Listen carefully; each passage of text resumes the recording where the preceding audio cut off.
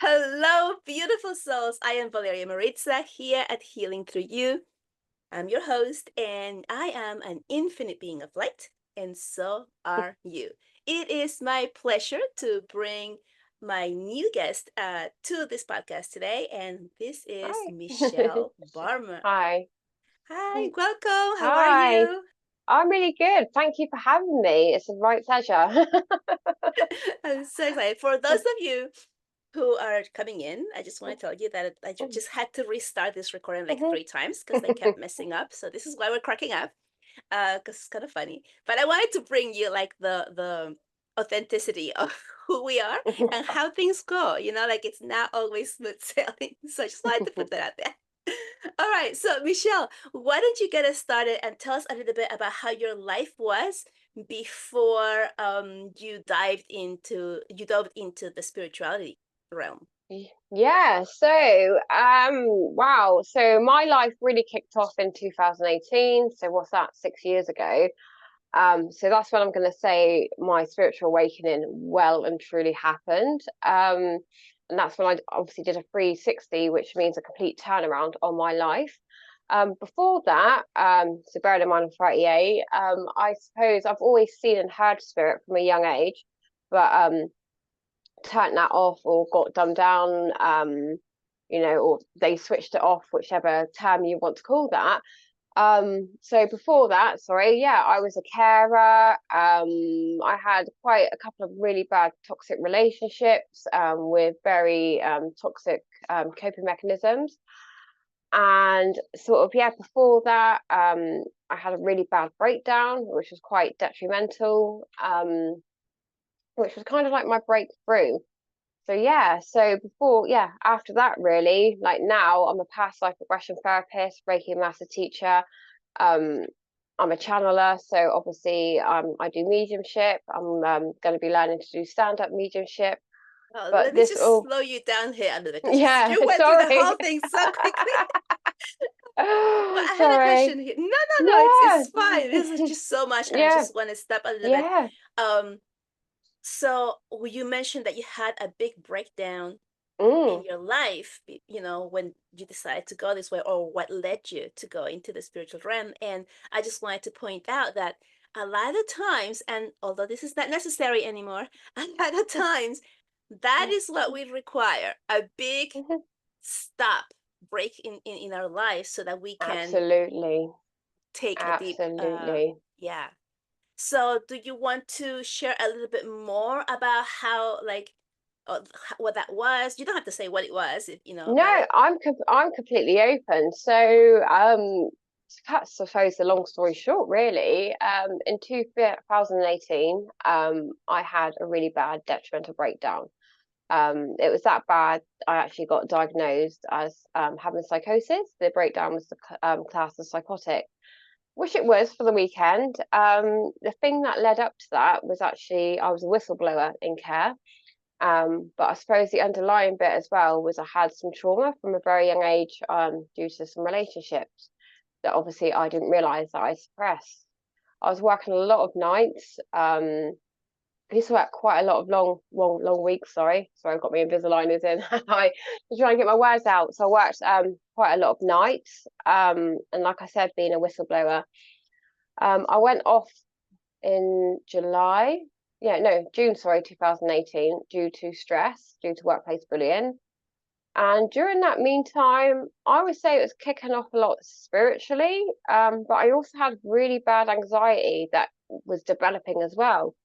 Um, I was seeing and hearing all sorts. So I'd hear my name being called, I was seeing orbs, spirits, um, but I was also becoming unwell, because obviously I was going to have my breakdown in July 2018, obviously I've been off work for a month, and if any of you work nights, you can probably imagine your body's gonna, try to readjust, isn't it? I had a really bad, basically, breakdown in the weekend of July, and I will say that was psychotic. I was hearing and seeing all sorts, but that wasn't spiritual. I was coming out with lots of stuff. Basically, my brain just went good night, and I had to deal with everything that come up. I had a couple of stress-induced seizures, but at the same time, I was having quite an intense spiritual awakening. So the lines between that were very, very blurred. Where I was seeing and hearing negative stuff, which was the breakdown, I was seeing and hearing positive stuff, which is spiritual awakening. So again, I knew I was unwell, but at the same time, I was having a spiritual awakening. Just two examples of that, which, may be a little bit of a trigger warning. So, um, the first time, obviously, I was sat at home in my bed, and I remember looking out the window, sat down, and the energy around me, not me, was vibrating. And all of a sudden, I was seeing beautiful colours, but at the same time, I was hearing negative voices. And I remember actually going downstairs and saying to my mum, I know I'm going to be all right, but I think I'm going to be unwell. I don't know if I need to go to hospital. And the same time where I was hearing negative stuff, I was actually seeing past family members in spirit, and actually previous family members, which I wouldn't have known about, and actually getting all their names and information right. Another thing as well, I was actually driving one time whilst unwell, during that weekend of my breakdown, the really bad part. And I won't really go into what happened, but basically I heard a voice that come above my head and said, "Get in now, you're not well." So I drove all the way home, and basically this voice was telling me how to drive. Um, and they got me home safely, because by the time I got in and taken off my clothes to get back into bed, I actually had a full-blown seizure. So if it weren't for the voices telling me to get home safe, that could have been actually a nasty car accident. Wow. Again, that, yeah, and just like some other stuff, really, like I was really, really unwell, but at the same time, I'd be phoning people up that I hadn't seen in about a year, saying, "Is this going on with you? I can see this and that." And they're like, "How do you know that?" No one else would know that. So the lines were really, really blurred for me. One was really crystal clear because I was unwell. Information was just coming through, but at the same time, I was really unwell. So very blurred. So it feels like a really like craziness of like what's going on? How do I deal with Absolutely. this? Uh, Yeah. How do you deal with it? That was the question. How did I deal with it? yeah, and you know what? I've heard from other people that that I've interviewed and stuff that they've said things like, "Yeah, I was coming through, or I heard these voices, or I saw Hmm. this, or I knew this," and they were like straight out put into the psych ward because Yeah. the regular world doesn't understand it, right? So it's like it must be that there's something wrong, Mm. when in fact there's something very right, right? Yeah, absolutely. Like I said, I went for a journey through the mental health service. So I spent 3 years in the early intervention team of psychosis. So if you experience your first episode of psychosis, which I was presenting because I was unwell, um, you kind of got placed in there. I'm forever grateful because I actually had a lot of trauma work and therapy through them. But how do you tell people now you're a medium and then you went through all that? I remember saying to the psychiatrist, I'm the psychologist, I'm seeing and hearing all this, but at the same time having to keep my mouth closed because, don't get me wrong, they're really, really good for me, but seeing and hearing, delusional thoughts, psychosis, and all the other symptoms and signs, they really merge with the psychic signs as well, seeing and hearing. So it was very challenging. Like I said, I had a good psychiatrist and psychologist that helped me a lot, and also on my journey finding the right people to support me in the psychic world as well that understood. So How were you able to discern what was the part that was ill and the part that was you connecting with other realms? it was a very hard journey. It was. So at the beginning bit, I was going to a couple of mediums to get readings, and there was actually one medium, and she actually sat me down and refused to read for me. Um, and she pulled through a couple of family members that she wouldn't have known about, and actually said to me, "You're not well, but you're having a spiritual awakening, but you need help." And then give me like some crystals and all sorts, which she didn't charge me for.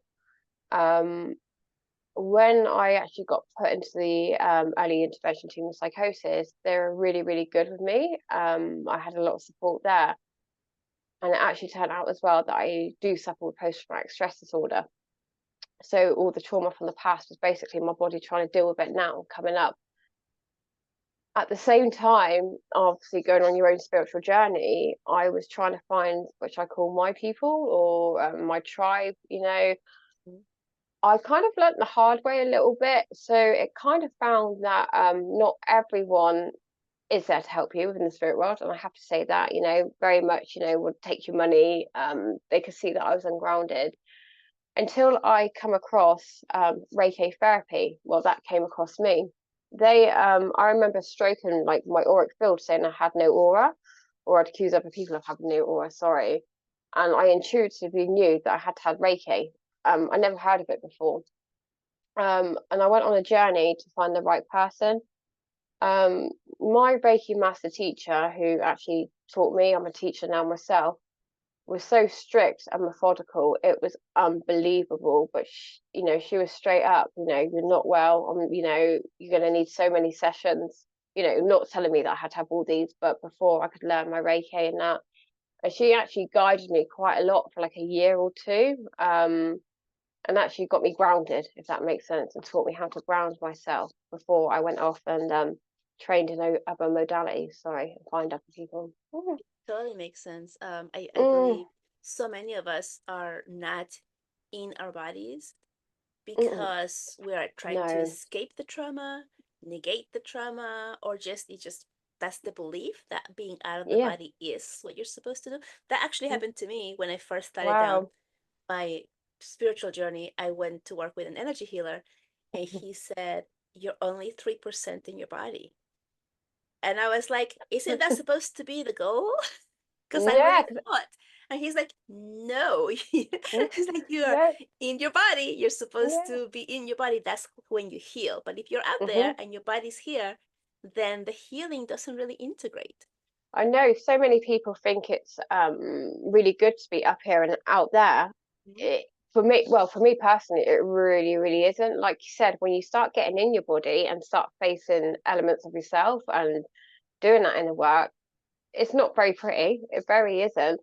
But I suppose, the rewards that you get from being down here and actually integrating your spirit into your body and doing that inner work. And it's not for everyone. I mean, you know, I've had to face stuff which I really, really didn't want to face stuff. Obviously that was through trauma therapy, EGMR and stuff like that. But blending that with the Reiki therapy and other energy healing modalities, it actually married up really, really good for me anyway. For me, so Yeah, yeah. It surely is yeah. not an Hmm. easy road for everybody. So, okay, so you got well, you started seeking spiritual support with your Yeah. Reiki Hmm. master. Hmm. And then how did that turn into you exploring different modalities of energy healing, or what's not unseen? Well, I suppose because of my journey of being really, really unwell and going through the early early intervention team of psychosis, and then starting off the Reiki journey, I thought, if I'm getting, at the time, 50% of this right, or when I was really unwell and really, really open, learning to close myself down a little bit, there's got to be some truth in it. So I started journaling and writing some stuff down. Obviously, took all the healing from the medical team, and ran with it, all the stuff that they wanted me to do to help myself.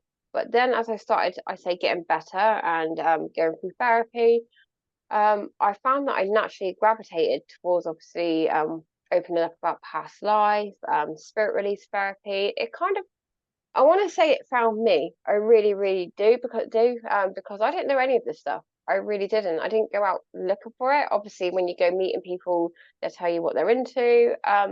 But I found I naturally gravitated, sorry, towards it and used it to help me as well. So, Yeah, yeah, amazing.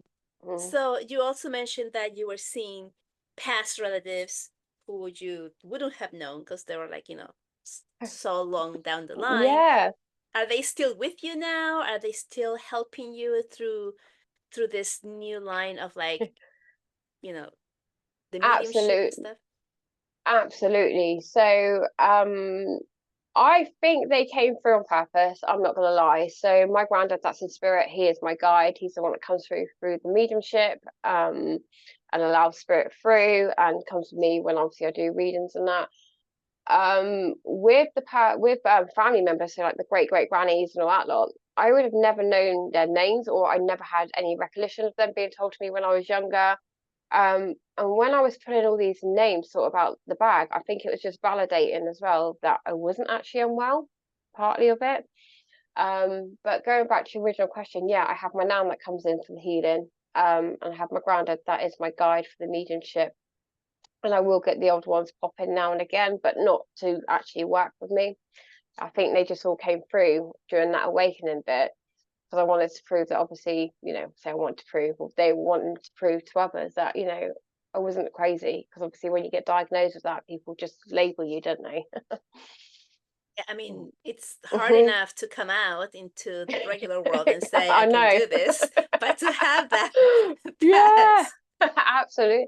I mean, that's, one of my superpowers now is obviously when I've got clients, again, I do say, obviously, if you're unwell, get the help that you need, but not everyone is crazy, like you say, it comes, spiritual awakenings do come out of trauma, amongst other things. But yeah, very interesting.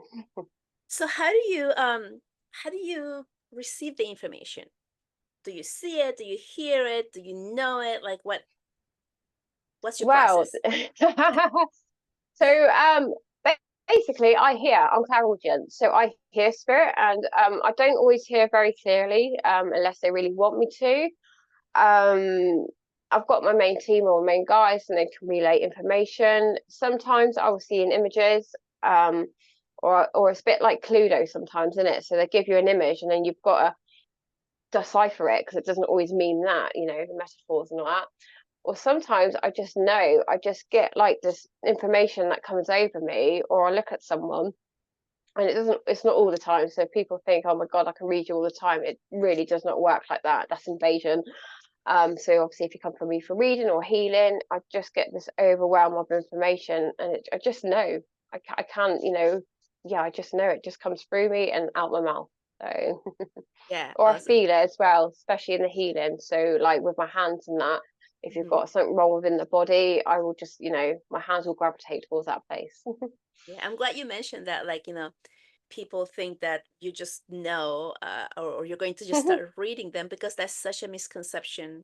People are Yeah. like, they see Hmm. you, they kind of know what you do, and then they're like afraid to be in your presence because you may know something that I don't want you to know. And Absolutely. Or they want to test you, and it's like it does not work. Like, it does yes. not work like that. Honestly, I always say to my clients, if you come through my door for healing, you're kind of giving that permission a little bit, because you're stepping through to me. Mhm. But it doesn't mean that I'm going to open you up and start reading everything. I'm not privileged to know everything, and I've worked with clients now for 2 years, and I'm now probably getting to the nitty-gritty part, because they'll put their boundaries up. Like I try, we're not privileged to everything, and that is invasion as well. So Yeah, for sure. Yeah, mm, usually like when I do sessions, or anyone else that I know, it's like the intention is, what do I need to know that's yeah, for the highest good of this person right now, right? absolutely. And so yeah, there could be Hmm. like thousands of things that we can know, but like that's doesn't make any difference to what's No. going on right Hmm. now, or what the person came to see you. And I think also as well, what the person, I'm going to say, can handle, because they may walk through your door a little bit nervous, and if you go, oh my God, 20 years previous to this, you had this, that, and that could actually scare them a little bit. So I think it's starting off very, very gently, and with what they want to deal with as well. For sure, for sure. Yeah, Hmm. amazing. So besides mediumship and Hmm. using your knowing your psychic abilities Hmm. to help people, what other clairvoyant gifts have you tuned into that you're Oh my aware God. of? So yeah, so I suppose they're always swapping and changing. So for me, this is just my take on it, by the way, because I believe obviously everyone's different with their views and that. I think we are naturally born with a lot of gifts, and I think you have to strengthen one and then it kind of dumbs down a little bit, and then the next one's got to strengthen. Mine's going to be like clairsentience again, just the knowing, intuition. I'm learning obviously to put real strong boundaries in with my empathy as well with people. If anyone does have a lot, is an empath, I can struggle at times because I can find that other people really, really drain me, their energy. So I'm learning even more so now to put my boundaries up and to be a healthy empath. So, so yeah, so I suppose the clairsentience is the main one at the moment. But the main one that I do want to strengthen up is obviously the clairaudience, because that's when I do hear quite a bit. So yeah. Lovely. I had a Mhm. question that came through when you were talking, and I was like, wait a second, what was it? Okay, that's okay. That's okay. What is it? Oh man. Okay. Mhm. So I'll just go on to the next question. That's And okay. maybe It'll it'll come come back back. through. It'll come through. Yeah, maybe it'll come back. Mhm. Okay, so then once you sort of come out of the closet and say, hey, Mhm. this is real. I'm actually doing this and I can help people with it. How did your family take that? Was it embrace, or there was a Wow. lot of skepticism? Yeah. Wow. That's a question and a half. That one. How do you come out of the closet when you've been 3 years through the mental health team and with a diagnosis like that? Um. So for some of it, very skeptical. Sorry. Especially when you've been unwell. Um. My parents were really accepting of it because obviously my mum, obviously she was into tarot a little bit and had readings in the past, so she had more understanding of it, and especially more so when I was getting stuff right without having any knowledge, or stuff was happening and I could feel it happening, but at the time I used to get really bad anxiety, so I couldn't discern between the two. Some friends I think probably were a bit like okay, and other friends were really welcoming. I suppose with my partner, um, because of how unwell I was, he just wanted to make sure that I was safe and not being vulnerable to people. Um, I think other family members are just like, yeah, whatever, because they don't want to believe in it, or they think I'm going to probably read them. So they, and I've got to respect that as well. So yeah, it's a real mixture. I think the hardest part was believing in myself after what happened and coming out, and saying, I did have this diagnosis. That's probably going to stay with me for life. But I'm not psychotic. I'm not, look what now I do for a living. I have people come and see me. I get stuff right. I validate messages from loved ones, but I will never take away that my breakdown was psychotic. But that breakdown was my breakthrough. It really, really was. It's a very It's a fine line. powerful. Yeah, but it's a Yeah. very powerful story Yeah. because Mm. anyone who didn't go to the psychotic part of being diagnosed with something Mm. like that, you still have such strong battles within of trusting yourself, of like, is Mhm. this real? Am I getting it right? Can I I actually know. do this? And then to even have that on top, to be like, okay, like, so I Especially when you come out, like going, when I was unwell, there would have been a time that because of how unwell I was, when you get threats, I say threats, with the family, when they don't know how to handle it, they're like, should you be sectioned? And you're like, no, I'm just, I'm not well, but this is real. This is happening. I just don't know how to control it. That I just didn't know how to ground myself again, like you say about being out of body. So yeah, when you face all that and you're trying to now, say ground yourself, or when I did start grounding myself and able to present myself more clearly with less anxiety in that was difficult enough in itself. Yeah.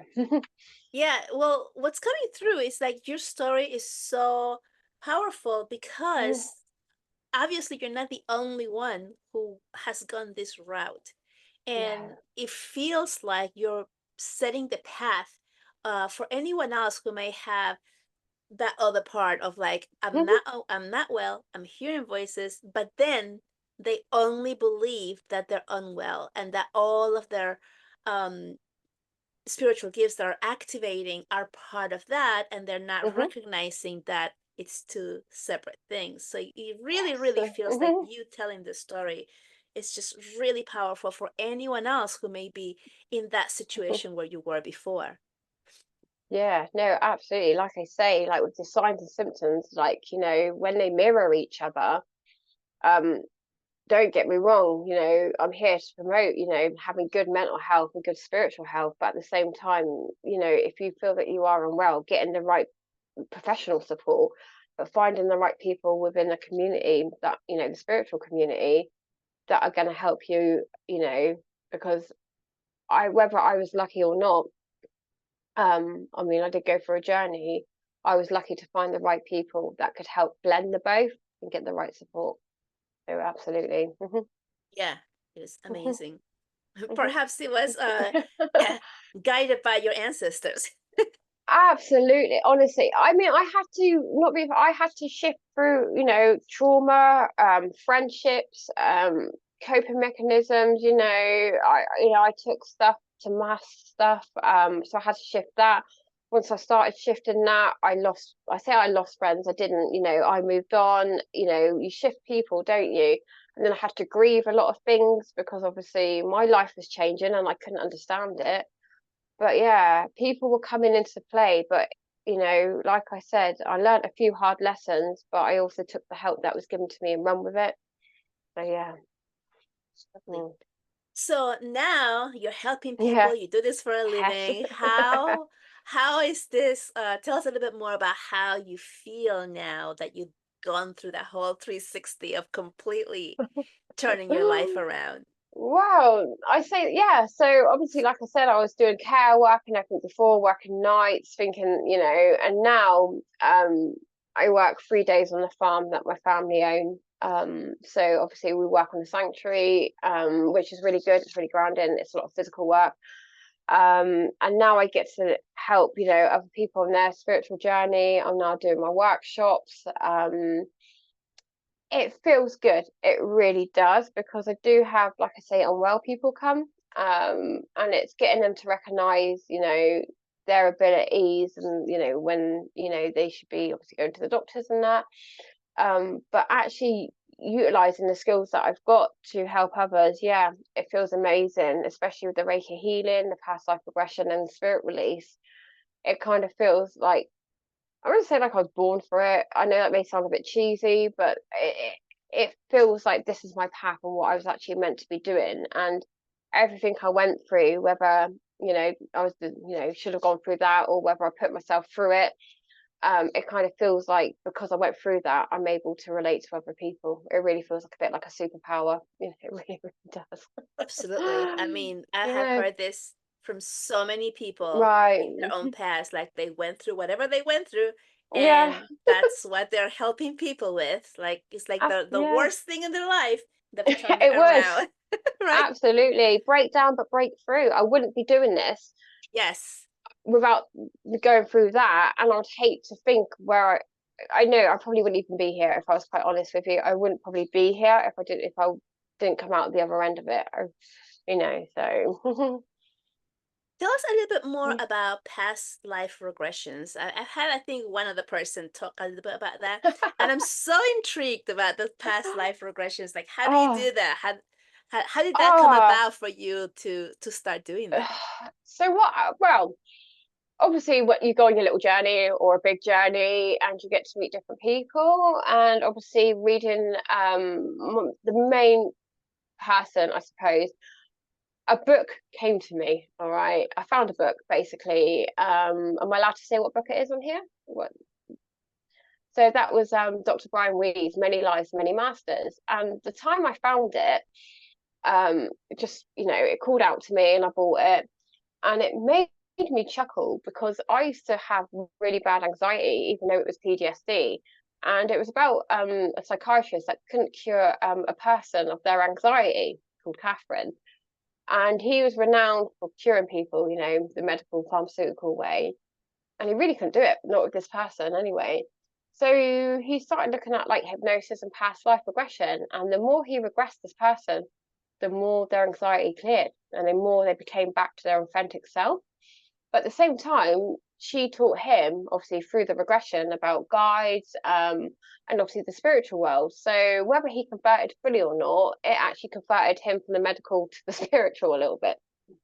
So I read that, and obviously read up about Dolores Canyon, started sitting in some circles, and then I came across my other mentor, Helen, and found that she taught it. So she did a weekend course and that, and afterwards I was just like, you've got to teach me this. And she said obviously that I could, learn it and that I had a knack for it.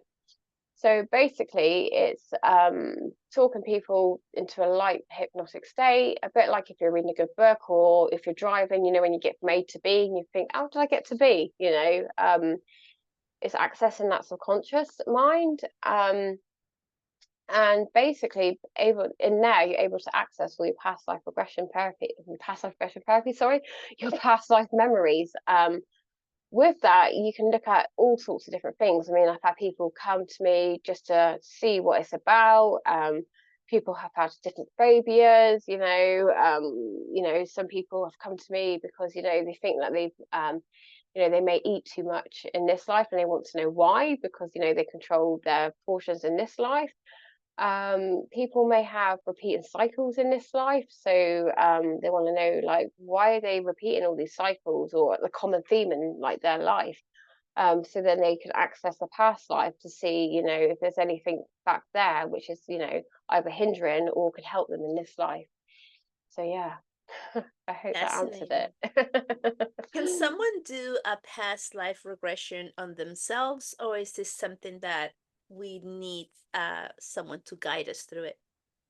I was going to say both, really. Well, I mean, I've got past life meditations that I've either found, or I've joined a group. My mentor's given them to us. She's conducted the past life regression, so I've got it on replay. I've got it downloaded. Sorry, so I just sit myself in my healing room, and I can play that. So obviously she's guiding it. It's recorded, and then obviously I can access a past life through that. Or you can go to a past life regression therapist and they can facilitate the session. So yeah, there's one or two ways. But I suppose as well, you can meditate on it. I've not really done it that way. I've always had it either, recorded, or I've gone to see someone. So yeah, they facilitate the session. I suppose if you're facilitating the session, where I've had clients, they can jump in and out of different lives. Some really good, some not so good. So I suppose being obviously there facilitating the session, you can physically observe someone. So if you see that they're struggling a little bit, or they start to cry, you can ask them if they want to jump forward, jump back, what's going on. So yeah, there's that whole package really. Sorry, if you're facilitating it one-on-one. So yeah. Yeah, because I was feeling like, Mm, well, what if you do your own meditation and then you do go yeah, down a path of a really difficult life? Like, how do you get absolutely. out? I know, I suppose really you would, go through the meditation and then you'd have to bring yourself out. I mean, there's such people think that when you go under for past life regression therapy that you're not in control. That is a myth. That is a real myth. You are in control at all times. You can stop the session, pause the session. It's just really is like a really light hypnosis. All right. So yeah. I love that. That's great Yeah. information. Yeah, you're not. Yeah, don't think that once you're under, you're stuck there. Far from it. You are in control at all times. We are just here merely to guide you. And again, once you're under, well, I say under, well, you're under, Yeah, right? yeah. You, if you are struggling, I can ask you that question: what's going on for you? Do you want to jump forward? Do you want to rise above? Do you want to step out of that scene, go forward? So you've got a bit more direction, I would say, a lot more. Hmm. Do you usually see your clients having a big breakthrough through this when they remember, like, that's the reason that I've been overeating, or that's the reason that I have Yeah, anxiety, or like, how does you that just work? you just take my mind back to a client that I had actually. So I regressed them, and they must have gone for a good 4 or 5 lives, within the session, which is absolutely great. And obviously they came out of it, and we did our debrief, and the notes that were taken, they were like, no, that didn't happen. That couldn't have happened. Why would I do that? Or, and actually, they travel in this life anyway, and things were marrying up. They went home and they researched, and they were like, oh my God, that was why one of my family members did not like it when we traveled there. Oh my God, I didn't realize that, they practice, like, say, for example, in Egypt, singing bowls, was an old therapy. When they started doing their digging, a lot of stuff was coming to light, like, oh my God, that was true, that was true, that was true. Yeah. Mm. Ah, I like that Mm. confirmation. Yeah, I mean, I've had one.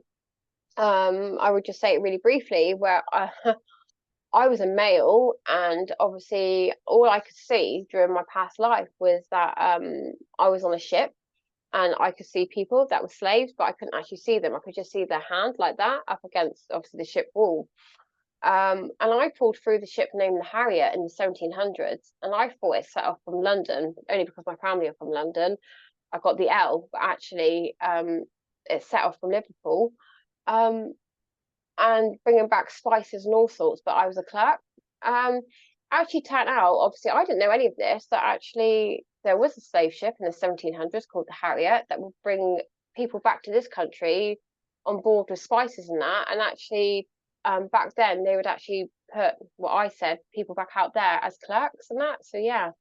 And what I carried over was actually guilt. And I get this in this lifetime. I get guilt by association, or guilt that I can't help, but my hands are tied. So, but yeah, that Oh, Harriet ship and the Liverpool, that L from London and that lot, I didn't know anything about that. Why would I know that? So I was amazing. really shocked. Yeah, I was really shocked. But like I say, yeah, there's so much to it. You could do a whole podcast in it itself. I love that. I Mm, had I don't know if it was a regression, but I saw a past life of mine, either a meditation or a dream. I don't remember now.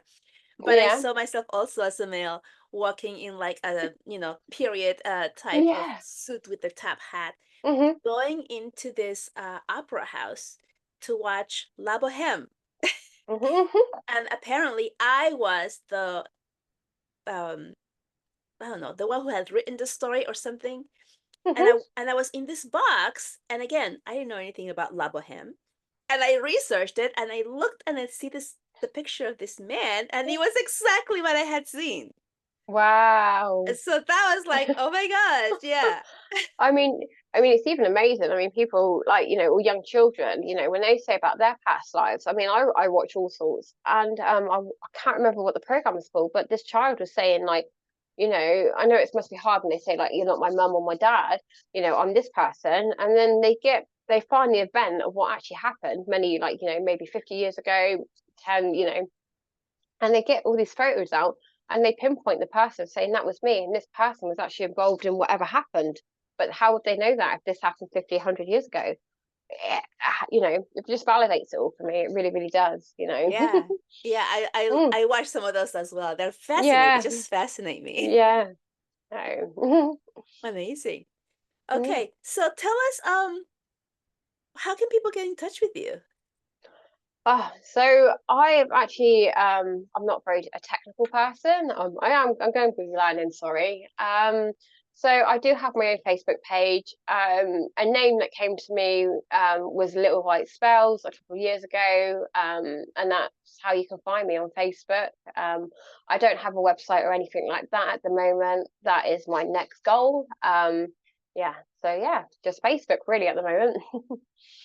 Awesome. Well, I'll put your links there, Thank you. so Thank people you. can reach Yeah. out to you. Mhm. Mhm. Um, and is there something else that you would like to share with the audience? Something I didn't ask you, something that you want to leave everyone with as a last thought? Yeah, I suppose from my awakening, all right. I always seen and heard spirit from a young age. I opened up 6 years ago properly. But before that, I opened up a couple of times and shut myself down. If you are unwell, okay, and you think you're going for a spiritual awakening, please find the right help, okay, and the right people to help you. All right. the right people will nurture you. And don't let anybody discredit you either. Okay, that's probably my main one. I think for me, I knew myself, I was unwell and I was having a spiritual awakening. Um, if you're going through that, people are scared to go through the mental health services. Don't, because some do understand and they are there to help you, but also seek the right help with the spiritual world and that as well. So yeah, not Yeah. much really. I don't know. You put me on the spot with that one. Thank you so much.